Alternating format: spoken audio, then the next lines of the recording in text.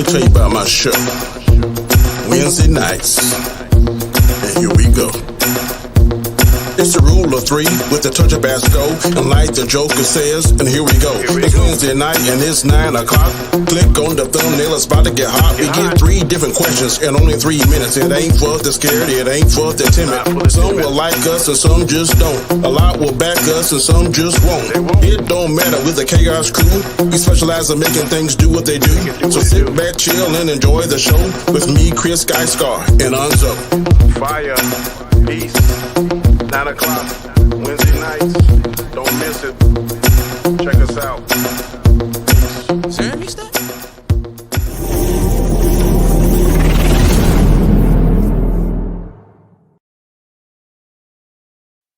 What is up, everyone? I am Chris Knight. This is the rule of 3 on Khaos Central. Glad to have you guys here. Make sure Gaiskar unmute. There you go. Very good. Make it sure. Yes, sir. I muted. But hey, guys, how you doing? What's up? What's up? It is 9 p.m. ¿Qué está pasando, hombre? We've got 12 topics on the table. We got 3 to pick and 3 minutes for each of those, and then we'll talk about it as a group. 3 minutes. Anzo's not here tonight. He thinks we're going to be all back together next week.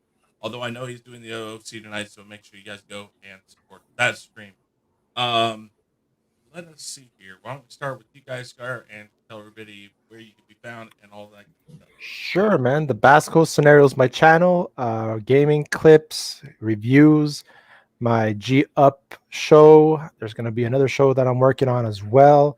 But like Chris said, from starting Sundays on Khaos Central, we got the Loki Roundtable at 5 o'clock. Then we have the Bad Batch Roundtable at 8:30. Mondays, 9 p.m., the Chaotic Conversation, hosted by Comic Chat, a.k.a. Danny. Tuesdays, 3 p.m. is the Chaos List, hosted by Anzo. And Wednesdays, 9 p.m., Rule of 3. And you can catch me on the OOC at 10 p.m. after that. So, yeah, that's where you can find us. Indeed. And up next, Mr. Comic Chat. Danny, how you doing? Tell everybody about yourself and where you can be found. I'm doing well. I'm going to echo some of the sentiments that Gaiskar did. Monday nights, 9 p.m. Eastern Standard Time is my show. Got a conversation. Last night, usually when Anzo's in the house, it's his show, Chaos List. And, of course, tonight we were here, Rule of 3, which is Chris's show. Glad everyone is here in the chat. Everyone sent several links out, so hope they'll come and join us. I think got a lot of good topics. We'll probably only get to 3 or 4, but they're all the topics I read over. Chris sent them through the tweet, and they're good topics. So ready to hear that. Also ready to talk Sunday about Loki, which I watched today. Very interesting episode. So Sunday should be good. Awesome. All right, guys, really simple. Basically, we've got 12 topics on the wheel. We spin. We get 3 of those topics. We talk about it for 3 minutes, and then we talk about it together as a group for 3 minutes. Really simple. Culture Casino. How you doing? Good to see you in the chat. Dandelion Fluff, thank you, guys. Make sure you tweet this out or put it on your favorite social media platform, whatever that might be. Grab that link above and put it in a little tweet, Facebook message, and Instagram. Put it on your Pornhub. I don't know. Whatever account you guys Your OnlyFans page. Yeah, your OnlyFans page, all that. All right, guys, we're going to share that screen right now and bring up the wheel of Let's see topics. what we got. What do we got? Topic number 1. Oh, and now on stage, Danny. LEG, Parrot, Austinator. Good to see you guys all here. Here we go. It's a Do You Believe? Do you believe that it's fair that Tim Tebow is back in the NFL, but not Colin Kaepernick? Do you believe it's fair? This should be interesting. I know I've been eyeing this topic, and I'm like, see. Here we go. 3 minutes. Who wants to start this one? I'll start it. Go ahead, Go Danny. ahead, Danny. 3 minutes. It's all Your turn yours. now. I am just going to say it. It's probably going to be very polarizing, but what the hell? This, in some people's eyes, is a prime example of white privilege. I'm not saying that it is. I'm just saying that this can be perceived as white privilege. I'm a big fan, and those who that know my story, how I got into the position I'm at now, it's not a case of what you know, it's a case of who you know. Now, his coach, when he was coach of Florida, is now the coach of Jacksonville. Tim Tebow is from Jacksonville. So his coaches know what he can do, know what kind of works he put in. So he's going to pull some strings to get Tebow in there. Just those are just the facts. I think Tebow was a very good athlete. He probably keeps himself in prime condition, but is he NFL ready? I don't know. But, excuse me, he is definitely getting the opportunity that most people don't. And it can be perceived as two ways. It can be perceived as he is who he knew, or it can be considered as white privilege. Because Colin Kaepernick never did anything illegal. He just voiced his opinion. It wasn't what the owners deemed profitable, and it was hurting the bottom line of the NFL. So they choose to look at their wallets instead of looking at what's morally right. Morally, what he did was correct. He saw his people being killed at an alarming rate, and instead of going out here, busting windows, rioting and doing crazy stuff, breaking the law, he chose to kneel during the national anthem. He explained to us he still did that, and still they punish him. Tim Tebow has been out of the NFL for X amount of years. I can't even tell you how many he's been out. 7, 8, 9, 10, maybe. Well, at least 5 to 6. Somewhere between the 5 to 10 year mark. It was in the CFL. No, he's in the NFL. He was a quarterback for the Denver Broncos. Right. And they keep harping how he came back and won and beat Pittsburgh in a playoff game. Not taking any of that from him. Not taking away that he's a stud, he's an athlete, but sometimes you miss that window. But it seems that his window keeps moving. When he misses the window will slide and outrun him and get in a position where he can jump through it again. And you just don't see that too much in the NFL, NBA, any kind of sports. But Tim Tebow seems to have the magic charm. So I hope he make it. I don't want to sound like a hater. I do not want to sound like a hater because I'm not. If he is fortunate enough to go back in there and do it and perform at an NFL level, then I'll congratulate him. I'll give him a round of applause. But this man looked a little suspect. Could be perceived as being suspect, could be perceived as white privilege being unfair. So whichever way you want to take it. Mm-hmm. Very true, very true. Gaiskar, 3 minutes. And your favorite topic, football. Well, that one, right? So, man, Go ahead.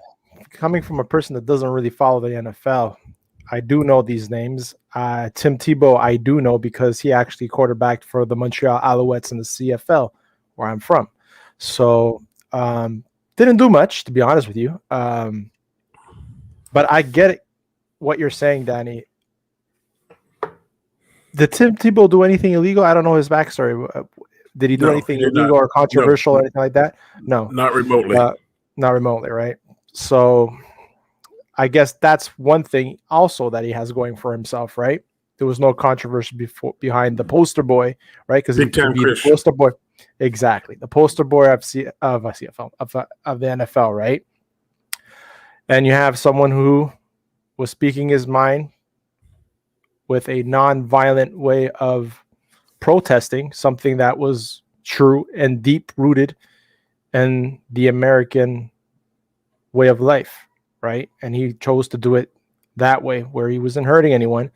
But like you said, owners got pressured by politicians and took action and cost him his career. I do know that Kaepernick went to a camp at one point, did he not, to try to where he was scouted by various teams to see how he performed at a performance camp and got nothing, correct? Yep. So, again, looks kind of bad, right? So it's all about perception. And right now, unfortunately, I have to agree with Danny. It looks like, a case of white privilege, because you have a person, clean record, trying to come back, and most likely, is it confirmed that he's back with Jacksonville? Yeah, he's Jacksonville. Yeah, he confirmed. made the team. He made the team. So is Kaepernick ever going to come back to the NFL? I don't know. I don't know. I seriously doubt it. Nike's paying him a shit ton of money, so I wouldn't come back. Yeah. So, but it's all about desire, right? If he has the desire to come back and actually, well, obviously he had the desire when he went to that training camp. So he still has his endorsements. No, I think Nike's endorsing him with that campaign they were running. I can't think of the name of it, but I know he signed with Nike. I've seen a couple of T-shirts, but I haven't seen anything other than that initial campaign. So I don't know whether he's a spokesperson or what he's doing, but I know he has some relationship with Nike. Mm-hmm. Well, Culture is saying that Tebow hasn't made the team. So the last I heard is that it's almost a done deal. What I've Surround heard. yourself with people that know your worth. Who said that? I was like, Yeah, I'm like, what It's the an hell? ad. It's Lord, an ad. is that you? Oops. I thought culture was coming through our stream. Yeah, I did too. I was like, what the hell? What kind of is he popping in? what kind of voodoo power is this? does he have? Hold on. I know he has great presence on his shows, but damn. I'm looking up here really quick. Signed a contract.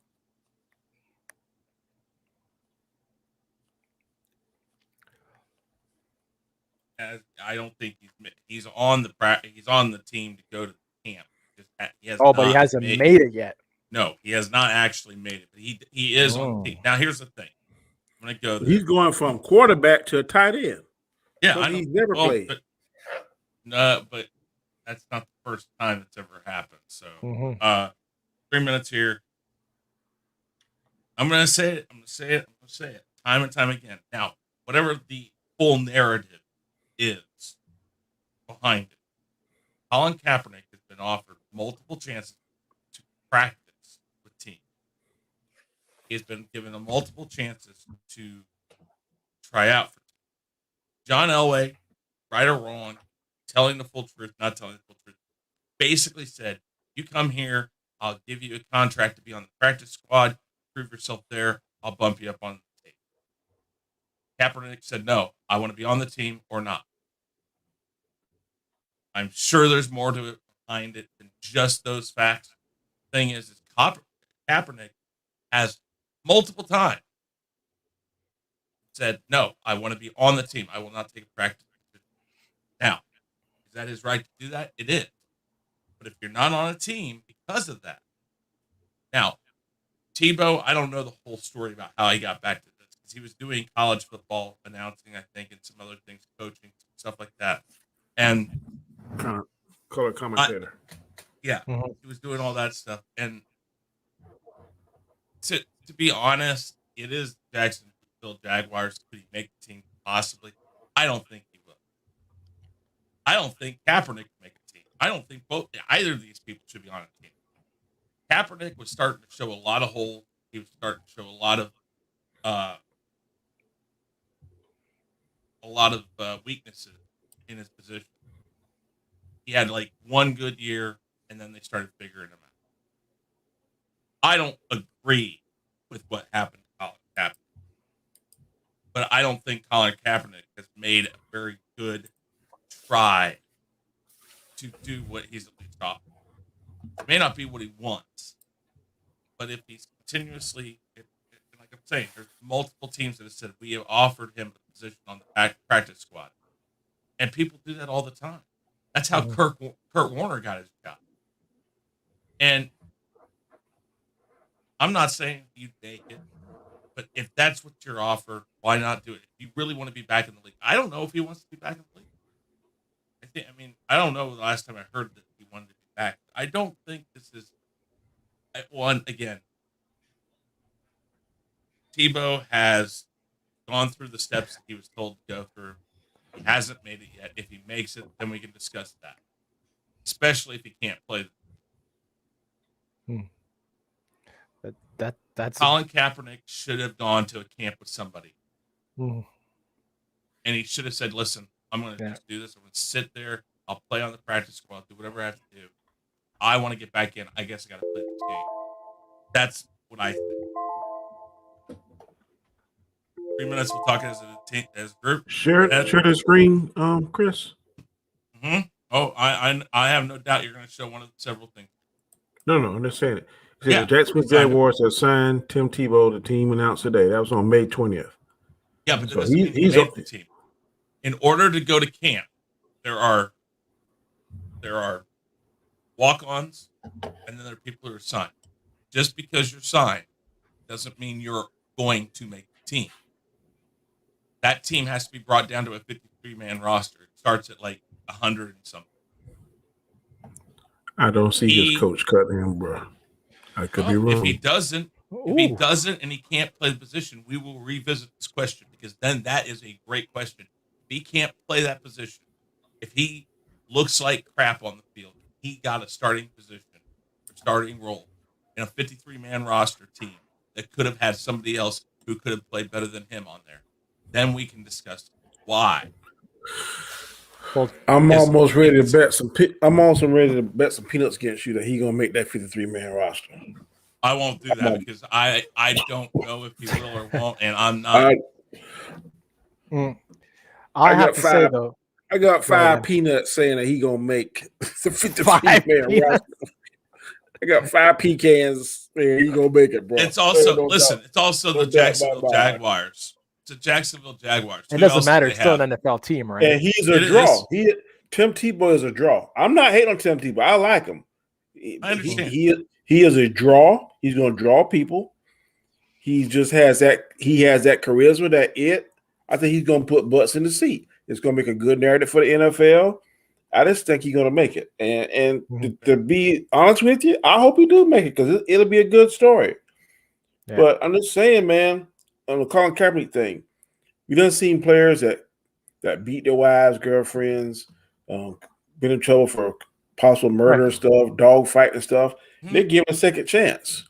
The thing I'm gonna keep going back to, yes, I will agree with you. He should have went to the tryouts. He should have done this. But he should have never been put in that place, because what he did was not illegal. And in my opinion, if you can let somebody who has, let me finish this one statement. If you can let somebody who did a felony, went to prison, redeemed himself, come back and play, then it should be like a snap for this guy. Okay, sit out this season, come back and play as quarterback next season. That, to me, that should have been a no-brainer, but that didn't happen. I have to say, I just want to add something. Kaepernick actually got multiple offers from CFL teams to play. The most aggressive one was from actually Montreal that wanted, but the agent would never get back to him. I think what this is one, and I'll just finish the statement. And again, personal belief. Ask yourself, Tebow went to Canada exactly. To play, why didn't Kaepernick? And that's true. It's very exactly. true. Yeah. And then plenty of players move position. Okay. I want to answer that question when you get finished, Chris. Okay. When you say that people aren't letting you on, when you say that the league is blacklisting you, then your job is to any chance they give any crack in the concrete that you say builds the wall that keeps you out. You take it, you get in that crack, and you break it down, and you show people why you should still be in it. I think that he had one great year. They made it to the Super Bowl with him, didn't they? That is correct. Almost won it. Almost won it. The next year, they tanked. It wasn't his fault. Okay, it wasn't his fault. It wasn't his numbers. The thing is, okay, here's the thing. I don't agree with the benching. I don't agree with any of that. Whatever reason he's out, if you have a way in and you're given any way in, take it. You go up to Canada. You show them why you did it. But you know what? When you want to form this narrative as if I can't get back in, I can't do this, they're not letting me do this. Why not play by their rules and show them up? If you do that, you're going to be on stronger ground and you're going to have more to say. People will notice. There will be plenty of people. Why are there not more black football players that are backing them? Why is this literally Colin Kaepernick against the world? I don't think it's Colin Kaepernick. I think it's well. Then who's backing him? Who's saying this guy should be in? Okay, Nike back him. I think the only reason this thing is like every other story, it has a shelf life. The shelf life, the interest of this ran out. The next big story came along. But I'm just telling you, one reason to answer Coach's question, he said, ask yourself, if Tebow went to Canada and tried, why didn't Kaepernick? Tebow, from what I've heard from analysts and players alike, did not have a strong enough or more accurate arm to be the quarterback in the NFL. That was one of the main reasons why he wasn't successful. Number two, they never said that about Colin Kaepernick. Number 3 point is, I agree with everything you said, Chris, about he should take his opportunities if he did something wrong. He did nothing wrong other than piss off 32 owners. Correction, 31 says Green Bay don't have one. That's all he did. Listen. I don't even believe that. I believe he pissed off the San Francisco owners. And then I believe when he went out and people offered him minor bits and pieces, that's still an offer. Listen, if you're in a game and you've got one guy on first base and you represent the tying run, your manager's not going to tell you and go in and swing for the fence. He's going to tell you, go in there, get a hit, let's get another guy on base.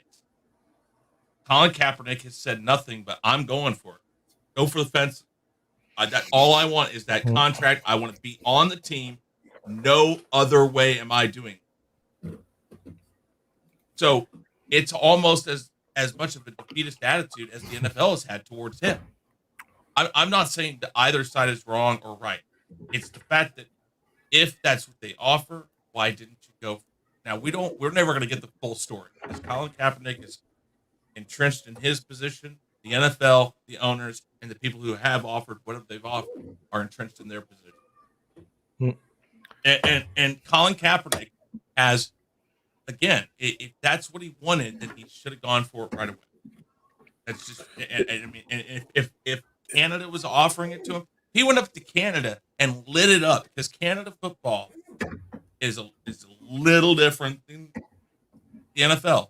But if he had gone up there and lit up every team he faced and ran away with whatever their championship is up there, the Grey Cup. Okay. I don't think there's any NFL team here that could stand on the position that he wasn't good at. Somebody would then say something. That was his opportunity to say, you know what? You don't want me here? I'm going to go up there and I'm going to show you. To me, what it's like keeping him from doing that? Okay, I'm going to explain to you. It's kind of like you see in those movies when there be an overwhelming amount of evidence that proving that you're guilty, but that person that's being accused of being guilty say, I'm not going to say I'm guilty because I didn't do nothing wrong. Now, I ain't saying this. I would do that in a situation because if I'm wrong and found guilty, I'm going to jail. But there are some people, no matter what the evidence says, no matter how much evidence is good against them, no matter how the chips are down, they're never going to plead guilty. I'm going to court. I'm going to fight it. I'm going to court. I'm going to fight it. Your lawyer is steady telling you, look, they got DNA. They got this. They got this. They got this. It's a 1% chance that I can prove that you're innocent. We're going to go on that 1% chance. We've seen that in those movies. A Time to Kill. Perfect example. Okay. But that's what I'm saying. I'm not saying that I would, if my neck is on the chopping block, I'm not saying I would do that. I'm just saying that is the stance I believe Kaepernick took. Awesome. Look, yeah, I got an opportunity in Canada. Yeah, I did this, but I didn't do nothing wrong. That's his right to feel that way. Was it the correct way because it killed his career? It did. But do you not see though that kind of comes across as an entitled person? And I'm sorry to say that. It comes across as he feels he's better than having to go through these steps. And I'm not saying he wasn't. But if I did something wrong, Chris, I would do exactly what you said. If I felt in my heart that I did something wrong, I probably would. What you saying? I would drink that cup and go with it 1,000%. But on the other opposite end of the spectrum, if I know I didn't do nothing wrong, then I might not do what appears to be sensible and the right thing to do. That's how I'm saying how people feel. I ain't saying I necessarily agree with it, but I know that's how people feel about stuff. You ever heard it saying it's the principle of the thing? It's the principle of the thing. But it's the principle, and it cost him his career. It's so funny that he has the principle of the thing, but he wants the other thing too. And as far as Nike goes, why did Nike sign him or do what they did with him? Because Nike just wants. I'm assuming that Nike agreed with him and wanted that publicity. Because if they didn't believe with publicity, I don't know if they have any stance on anything. I think they want publicity. I don't disagree with that.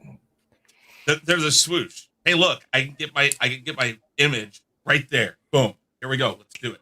Put them up on a billboard. Do this, do that. I don't think any company backs anybody for the reasons that you think they do. I think companies see money and that's it. And if Colin Kaepernick isn't doing anything with it, we'll never know for sure, though. Like, I understand what you're saying. There's always a double-edged sword when it comes to those things, right? They're going to stand with the profits, all about profits.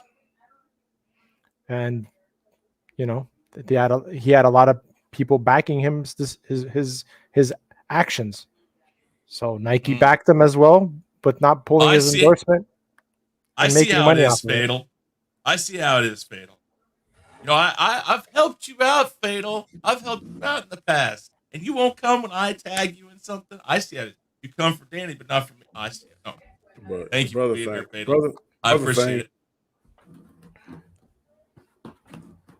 Howdy, Fatal. What's up, Fatal? Fatal gave me a compliment last night on this show, man. I appreciate it. He said that my intro was hot. Thank you, sir. I appreciate it. Nice. All right, let's see what topic number 2 is. I love how Anzo said that it was too cold up there. Colin Captain didn't want to go because it was cold. Oh, I don't blame him. What does he say? Your ass is up north, Anzo. What are you complaining about? You're there. All right, rumors are still out there saying that Robert Downey Jr. may play Thrawn in an upcoming Ahsoka series or possibly a movie. Would he be the right fit for this role? Let's put that in the chat. Boom. I'll say that Robert. And we'll bring up timer. Who wants to start this one? Yeah, I'll go. Let's go. Go on, Danny. Go ahead, Danny. First of all, I don't know who wrote this question because I've never heard that rumor. Yeah, I did. I read it. Okay, I don't think Robert Downey has the acting chops to pull it off. But I don't know if I can see him visually in my mind's eye. I'm seeing a more stoic, more older character, kind of like the age of the guy, kind of like the age of what's the other guy, the other admiral, not Thrawn, but the Parkin. Yeah, I see an actor like his age and with the blue skin and the red eyes, but Downey has acting chops to do it. I think Mark Strong could do it. That's what I'm seeing, because the way he looked as Sinestro, man, just paint him blue, put the red contacts in, and there you go. He has acting chops to do it. Would I go see it if Robert Downey Jr. played it? Most definitely. I think he has more drawing power to the theaters if the theaters want to get back on the upswing. I would probably, if I had to choose between those two, I probably would lean towards him for that fact. But like I said, the first time I'm hearing about this, I don't know. I've never pictured him. I wouldn't cast him as that, just off the top of my head. But does he has the range? Does he has the range to do it? Most definitely. But unfortunately, I think Robert Downey Jr. might be kind of pigeonhole himself, because I don't think nobody else can see him besides Tony Stark, and which is a good thing, but also it could be a bad thing at this point in his career, because he's done other projects after that and they're not being that successful. But he was born to be Tony Stark, Like I said, does he have the skill set and the range to do it? Yes. I don't know if he has that look because Thorne is a certain look, a certain jawbone, a certain facial structure. And I don't think Robert Downey Jr. has that, which they probably could get prosthetics to get that look. Yeah, But I think Mark Strong, who plays Sinestro, I could definitely see him as doing it. I could definitely see him because he has that. I think he would have that accent that I hear Thorne having, which Robert Downey Jr. can't do the accent because he did Dr. Doolittle. But it'd be like 1A, 1C. 1A Mark Strong, 1C Robert Downey Jr. Either one I would go to. But like I said, I haven't heard this. It's the first time I'm hearing this. But they could do worse. They could do worse. Yeah, I mean, look at his face. They don't. I mean, they could do the prosthetics to make it, but I'm seeing Mark Strong on that, man. Like this one though, I think it's closer. Because the other one was more just a very thin, but I'm just showing that. Yeah. I'm gonna say something though. Kind of call you out on something you said. Yeah, no. I'm gonna kind of call you out on something you said. You said that because he's been Iron Man, that people might not take him as something else, right? Mm-hmm. What have I said about Henry Cavill? I said the same thing, and you guys said that I was wrong. No, but Henry Cavill killed it as a Witcher, and he killed it as what's that guy on that other? Why couldn't Robert Downey Jr. do it? I'm not saying he couldn't do it. I'm just saying that his pictures after Iron Man have not been successes. Henry Cavill has had success after Superman. But I think that's because of what he's playing. He played Dr. Doolittle. I do the numbers, bro. I mean, I don't make up the rules. I know. No, but I'm just saying I think that there were. I don't know. I'll tell you what the test will be for that. It'll be the third Sherlock Holmes. When that comes out, we'll see how the numbers are.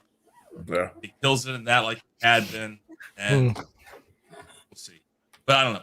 Gaiskar, 3 minutes. Go. I don't think he's the one for that role. I wouldn't even go far with it at all. I would pick actually the voice actor that's playing him that played him in Rebels and played him in the Clone Wars. I think Lars Mikkelsen. He could pull it off. He's older, it's a lot in the storyline. It's a lot after, Rebels and all that. So he could have aged. I think he can pull it off with him. You can see it in Screen Rant. I don't know if you want to share my page. Screen Rant actually does a top 10 actors that can actually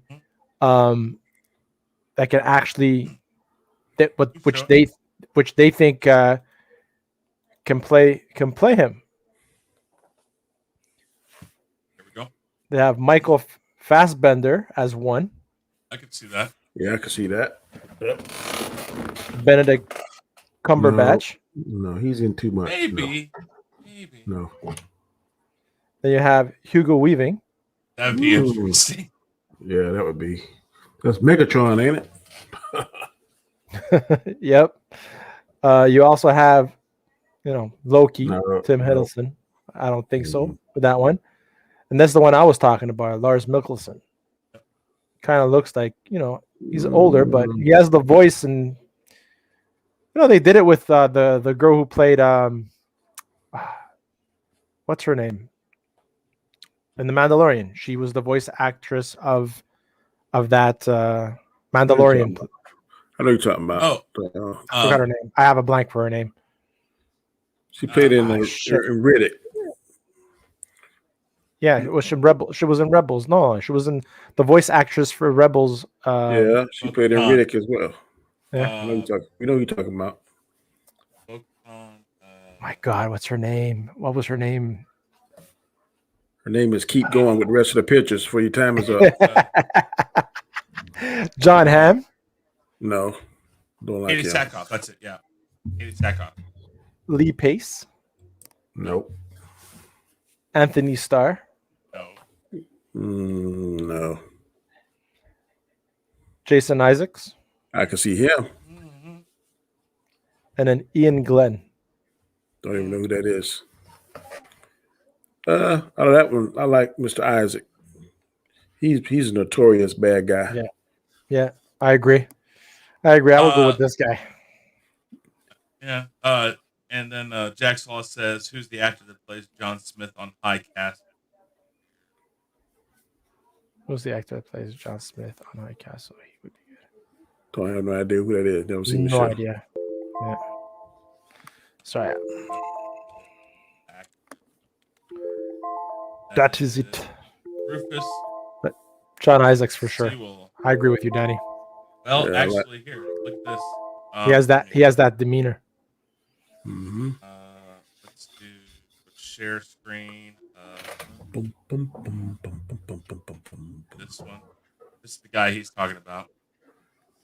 Oh yeah, Yeah. Yeah. he played in what's the shit with Heath Ledger? The Knight's Tale.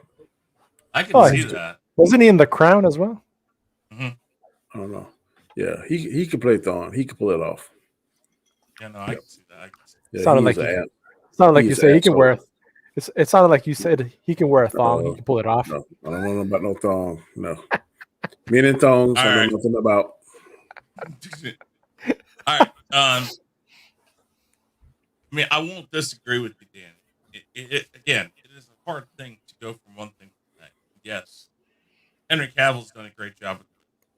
But then again, I think there's enough. It's all about presentation. And it's also a completely different type of movie. It's sci-fi, whatever you say, fantasy, but it is completely different from superhero. It is a book series. It and let's just be honest, he looks the part. Okay, now I forgot his name, the character's name. Yeah. Anyway, he looks the part, so it works. With prosthetics and the paint, would it work? Maybe. Problem's going to be is his voice. I don't think that Robert Downey Jr. his voice works wrong. I gotta have somebody that's a little more stern, a little rough. That's why, like this guy here that Jack said, William Dafoe, maybe something like that. But Rufus Sewell, anybody that's played like a Nazi or Wow. well, Really? no, I'm just saying they have a very Demeanor? it's a certain demeanor that once you've played that type of a part, you learn that very rigid, stiff, direct, nonchalant way of doing it. And that's what Ron is like. He's not some laid back guy. Robert Downey Jr. strikes me as a guy who comes across more laid back or aloof. He was like that with Sherlock Holmes. He's like that with Tony Stark. It's loose. Fast and loose is the good type of role for Robert Downey Jr. Guy who does Thrawn has got to be somebody who's played disciplined role after disciplined role. I don't care if it's I use Nazis because that's just how they always come across. But I guess it could be anybody who's played a good military role, as long as they have that look. And bone structure, face structure makes it a lot easier if you don't have to add prosthetics. And also somebody that can play the part of anybody. You know, that guy that you watch that movie that says, "Hey, that's that one guy that I saw in this movie, this movie." Those are the people that you want in that role, because you don't identify them based on the role they play. You just know their face. You're like, "Oh yeah, they were in this movie, this movie, this movie, this movie, this movie." That's a good person to put in this. And this, you know, Sewell is one of those guys. William Dafoe does fit into that. Who was the guy that you said we in that list? The Isaac guy? Like him. Yeah, that guy. He's in a lot of that type of stuff. You just see him in movies and you know who he is, but you don't know his name. But fits that part just because he fits into any role. Then you got people like that are the opposite of the spectrum, like Nicolas Cage. They put him in any role, but he's still Nicolas Cage. He never plays anybody but Nicolas Cage. But they put him in every role you think of. If that makes any sense. All right. 3 minutes, we'll talk about this really quick. The Isaac guy, I think that's a better choice. I think so.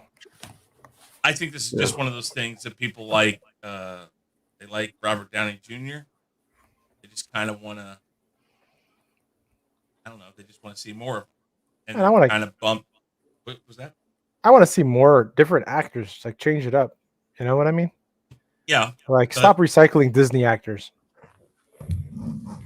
You know how it is. It's been like this for forever because it was Arnold Schwarzenegger. He's in everything, making movies. Then Sylvester Stallone, he was in making movies. Then Dolph Lundgren, he's making movies. Jet Li got on fire. So it is passing the torch, and Mel Gibson. So right now, Robert Downey Jr. is tasting his. So let him use it up. I get what you're saying. I mean, that's how it works. It's not nothing new.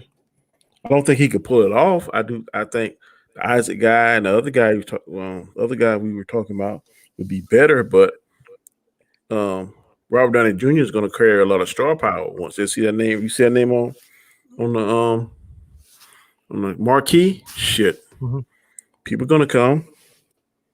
That's mainly the main reason, in my opinion, that George Clooney got the Batman role. Nobody pictured George Clooney as Batman. I know I never did, but right back then he was hot.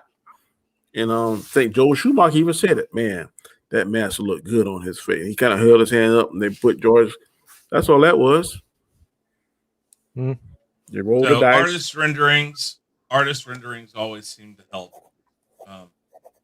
That's somebody's artist rendering, and that's the thing. When you're drawing it, you'll draw it, and it'll look great. But look and actual do. I don't know. I have to wait and see. I mean, first off, we have to get the Ahsoka series because we know that if we get the Ahsoka series, we're gonna get Thrawn at some point. That's her whole mission. If they don't cancel her first, that's what I'm saying. They better not, because they get the perfect Ahsoka now. She was like born for that point, so they better not cancel. I'll be pissed off. Absolutely. All right. Well, let's do the last. Uno más. Trace.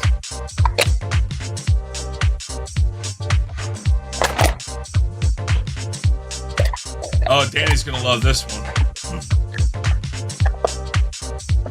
What's the question? I can't see it. What steps can police officers take to help their image in the public eye?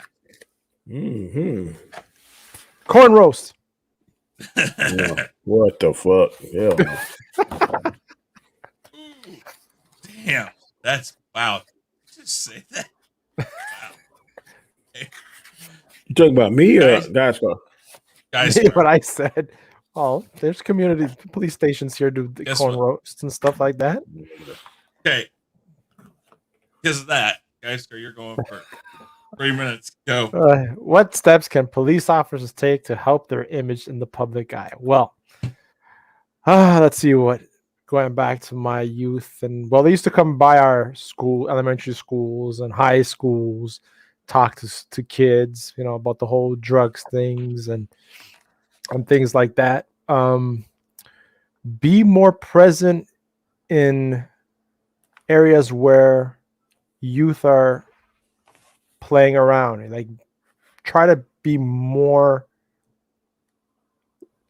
I understand they have to enforce the law, but you see these videos sometimes of police officers. Like, for example, there was one that I saw where a neighbor called in that kids on the street were being too loud and they were actually playing basketball on the street.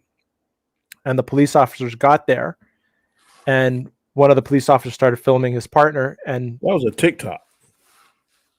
No, it was actually before the TikTok. It was an actual thing, and the police officer went there and started throwing baskets with the kids, right? And they actually did a 2-on-2 and stuff like that.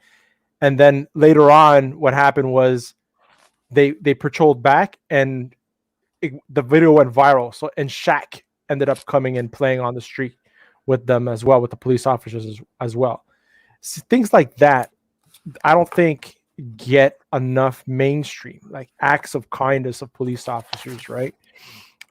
And that's what needs to be shown more. It's like have someone push those types of situations on social media, and not just the negative that gets a lot of clicks. Cancel culture is great to get people canceled, but there should be another force out there to push the positive of what they do out there as well. And I think that's lacking. And I'm not saying that's the police officer's fault, but the points that I said, they were around my community, they were around the parks. Sometimes there was a few of them that I remember that used to talk to a lot of us, like we're having a conversation right now. They would ask you, "Oh yeah, what do you like? What was the last movie you saw?" And they would actually get into conversation. Not all of them, but some of them. And those were the police officers that that got known in our area, right? And there weren't many. It's things like that, being more human than authoritative in a way, and that breaks barriers as well, right? And that's just my opinion. Jack's Law actually has an interesting idea. I don't know how it works. A lot of people have to be doing it. You're breaking up. Kind of wishes it. What was that? You're breaking up. Like you talk, you phase out. Okay, is it better now? Yeah. Hold on. Okay. Jack's Law says, I kind of wish it was more like the sheriff. If you want to be a cop, it should be an elected job every year and work in the neighborhood you were elected in.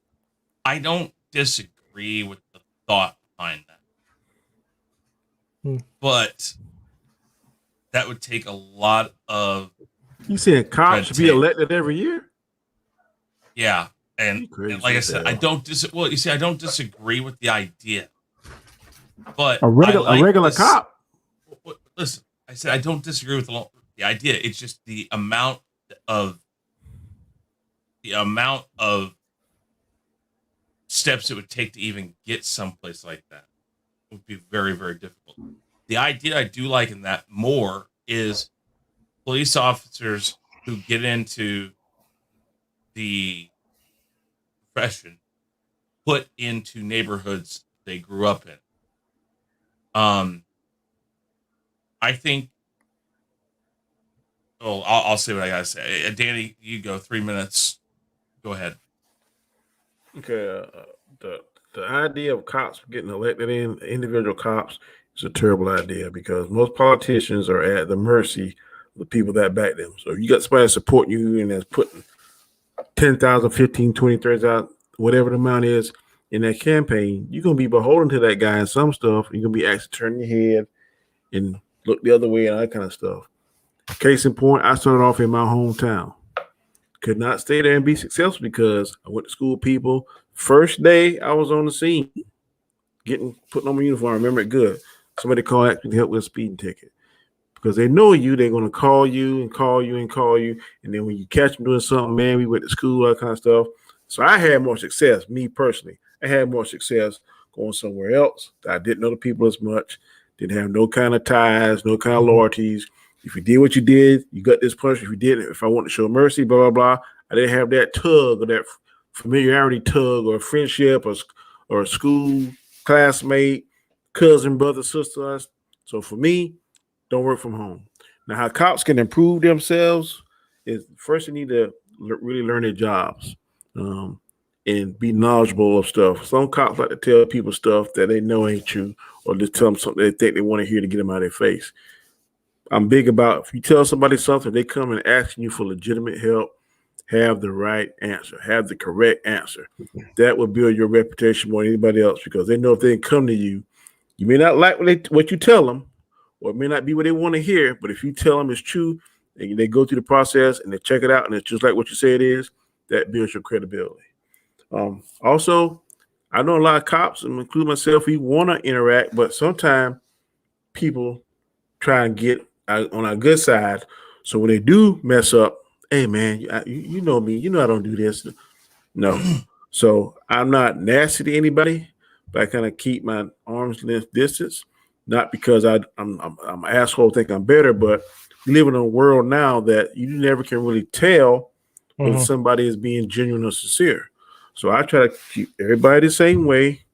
I try to keep as even as possible because in the law books, there is a felony charge for something that you've done crazy, but there's always, in most cases, a lesser charge. So I am not one of those cops that go straight for the drug dealer. If I get a lesser charge and I look at your records and your family, it's the first time you did something, I don't take everything across the board, case by case basis. If you did something, this is your first time you make a mistake, I don't want to put any charge on anybody, young kid, especially starting off in their life, putting a charge on them that's going to destroy them. So I try to always help kids and adults and people that I perceive to be genuine, people that say that they're a good person, they made a mistake. I would try to help. But a lot of cops, there's some cops that's just by the book, black or white. If you don't, they're not going to help you. That is what hurts us, because at the end of the day, you got to sprinkle compassion, you got to sprinkle common sense, you got to sprinkle reality on the laws. And there's two words I always love to say, and I'm gonna be finished. The laws, and some laws say you must do something, some laws say you may do something. You got to make sure you know the musts and the mays. If you must do something, then you don't have to kill them. If you may do something, then you don't have to necessarily charge them. So just make sure, man. And I always remember, I got 3 children and 2 grandchildren. I don't want nobody to hammer my kids, my grandchildren. So I try to think that same thing when I'm doing whatever I got to do, as far as punishing them or making their arrest or whatever. So be conscious about what you do, man, because people will forget what you say, they'll forget what you did, but they won't forget how you treat them. All right. What I was going to say is, I think that and forgive me for saying this, because it's a horrible, horrible comparison. Barney Fifes of the world. Everybody knows him. Everybody loves him. He is from that town. He's from that neighborhood. Even Andy Griffith. Being in the neighborhood or neighborhoods you grew up in can have a lot to do with it. Now, it can also cause some problems because, let's be honest, in the inner city, there are very few things that I don't say very. There's a big divide. The man who grew up, black man who grew up in the inner city, decides to push himself and go the path of a police officer, gets there. Then his best friend decided to take a different path and becomes a drug dealer or goes down the life of crime. That can cause a lot of problems. Then again, my father was a police officer. My father went to a school with a lot of the mobsters of this city, a lot of the family of the mobsters of the city. My mother and him went to like his 30th or 40th class reunion, whatever it was. My mom starts noticing all these people with guns. My dad said, well, some of them are mobsters, some of them are cops. He says, well, isn't that kind of weird? And he says, no, we all went to school together. We know each other. No, we're all friends, but everybody knows where they stand. I do this, you do that. Right here, we're not going to talk about it. But I think being in your own neighborhood, knowing that person, knowing that lady that lived in that house for 40 years, your whole life, you have an attachment to that person. That person's lived there your whole life, and you want her to be safe. You want the neighbor to your old house you grew up in. You want them to be safe. I'm not saying that people who are cops who don't patrol or don't work in their own neighborhoods don't want those people safe. That's not what I'm saying. I think there's an emotional attachment to that place that they want those people safe. They want, and the people there know that. I think that that's something that's missing, is that you got these people who don't have stake, a claim in that neighborhood. They didn't grow up there. And I know that's difficult because listen, Kansas City, you have to live within the city limits. There's very few cities anymore that require that. But if you grow up in Kansas City and you become a Kansas City police officer, you have a chance to do that. And I think that if you have a chance, that's something you should want to do. Because of that attachment to those people already. All right, let's talk about this as a group. 3 minutes. I think it's always community. It's about making sure the community knows how you are and not varying either. Listen, a person's going to hate you if you take them to jail, like Danny was saying. Hey, man, I don't do this. Yeah, but I'm sorry, my job is this. Mm-hmm. If it was my own dad, I'm going to do it too. But it's different. It's different from a city standpoint to a small town. It's not the same. You're right. Discretion has always been something that cops had, and I think that's being taken also away from them too. Let's be honest, Danny. Do you agree with that? 20, 30 years ago, before dash cams, if you stopped somebody,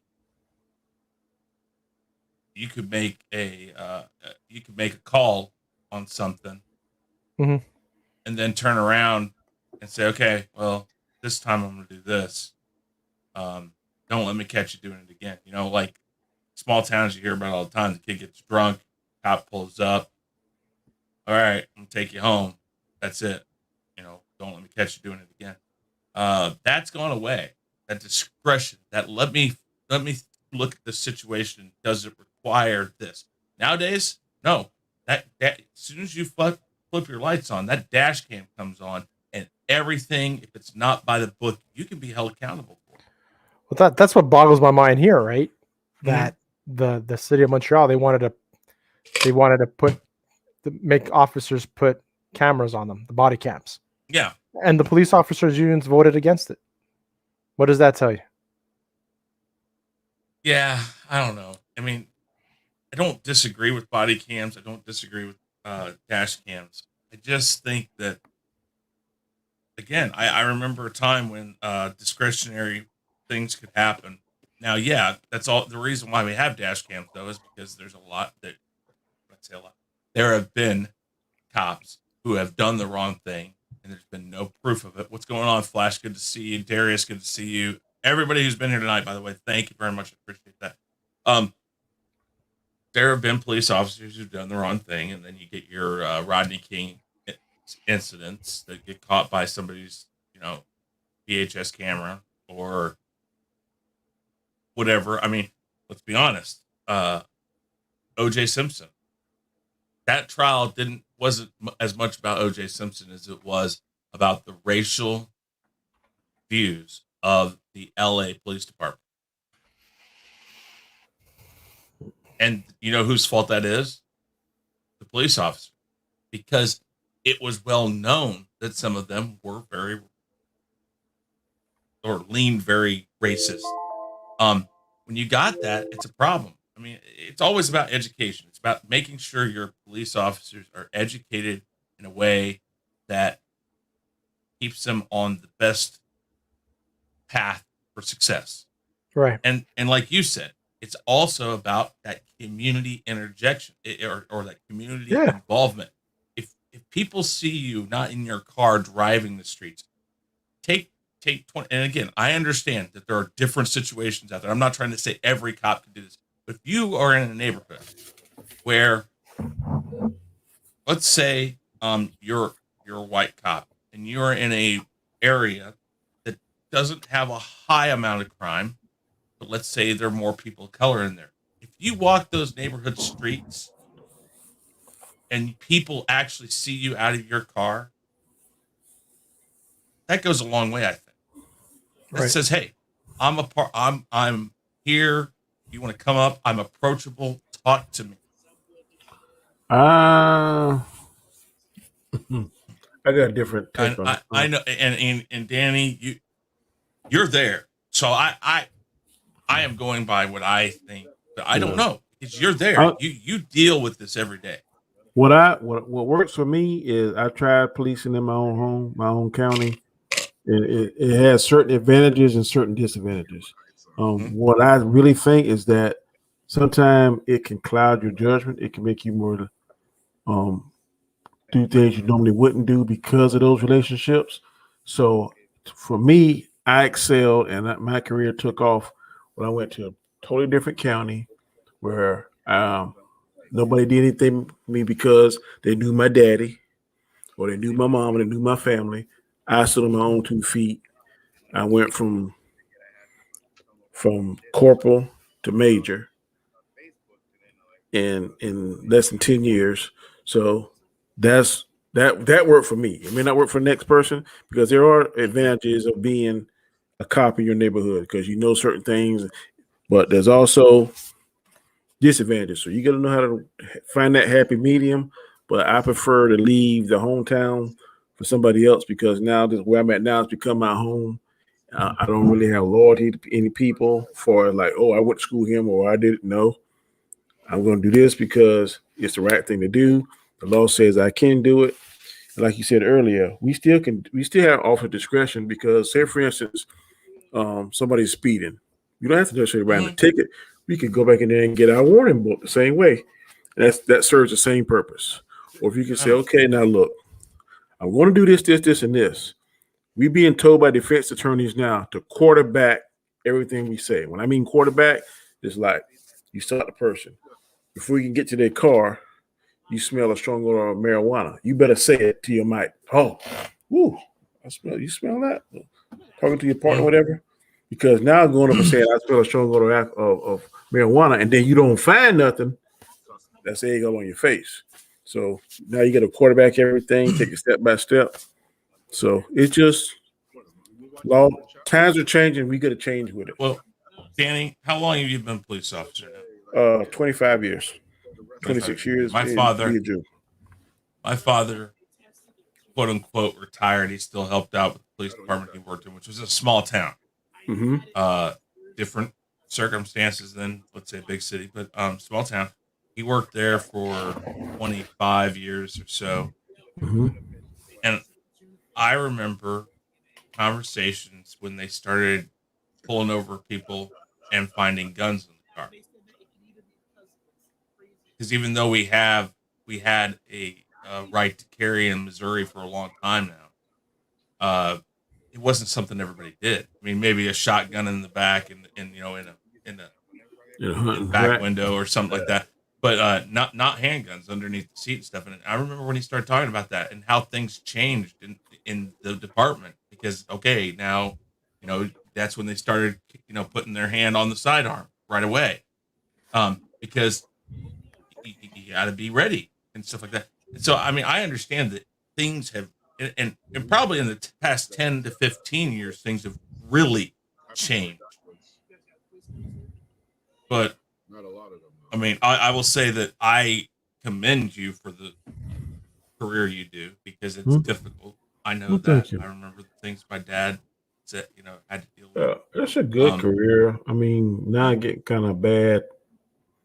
The press is killing us in some things, but I am a fan of body cams and dash cams, man, because if you're doing something wrong, they'll kill you. But buddy, they have saved me so many times because people be like, he did this and he said this. Hey, man, play the camera.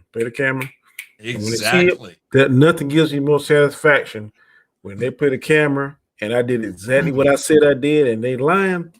God, exactly. That shit gives me. That's what I was telling Chris just before. have fun. It gives me the biggest boner I ever had in my life. Over here, the police union voted against it. They're crazy. Saying the police union. They're crazy. It's going to save a man. That perception. If they voted against it, what do you think it says, though? Their perception is they don't want it and they got something to hide. But I'm telling you, where we at, we got dash cams and we got body cams and we're trying to get the ones now that when we hit the blue lights, it turns on both.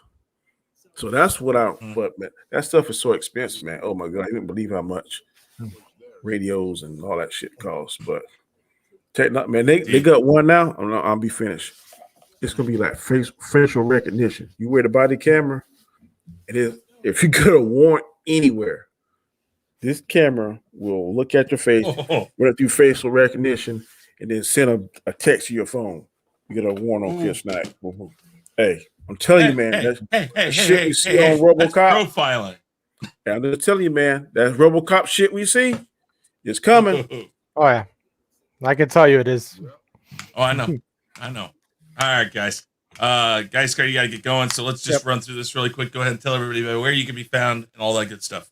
Everything Chaos Central from Sunday to Wednesday. On Sundays, 5 o'clock with the Loki Roundtable, and then 8:30 Bad Batch. Then 9 p.m. from Monday to Wednesday, all Chaos shows. Tune into that. Basco Scenarios, my channel, reviews, gaming clips, and all that stuff. Thank you, Chris. Good show. All right. Danny, go ahead. Hey, I'm Danny, a.k.a. Comic Chat, Monday nights, 9 p.m. Eastern Standard Time. You can catch me on my channel, which is the Chaos Conversation. 6 questions, 10 minutes each. Man, we try to give good questions to you, man. Tonight's show was hot. I love the questions. Catch me also Monday, Tuesdays, Fridays, sometimes Saturday, but mainly Sunday nights on Storm Live, usually about 10:30, 10:45. Catch me in Robert Storm.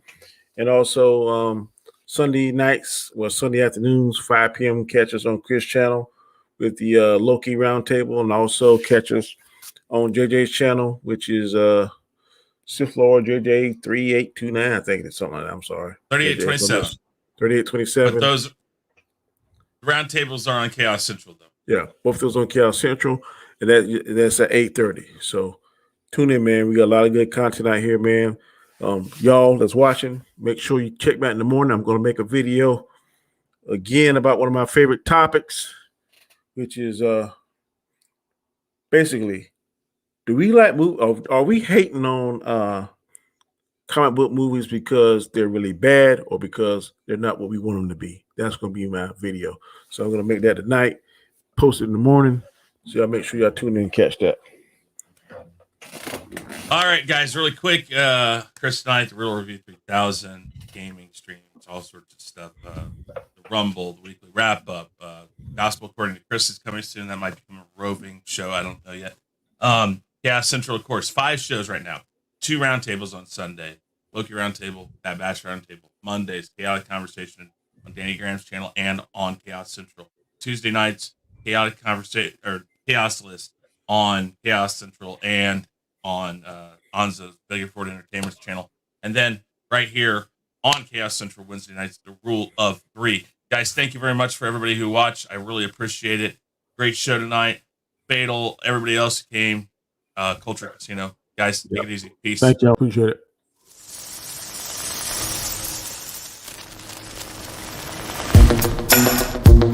All right. Let me tell you about my show. Wednesday nights. And here we go. It's the Rule of 3 with a touch of Basco. And like the Joker says, and here we go. It's Wednesday night and it's 9 o'clock. Click on the thumbnail, it's about to get hot. We get 3 different questions in only 3 minutes. It ain't for the scared, it ain't for the timid. Some will like us and some just don't. A lot will back us and some just won't. It don't matter with the Chaos crew. We specialize in making things do what they do.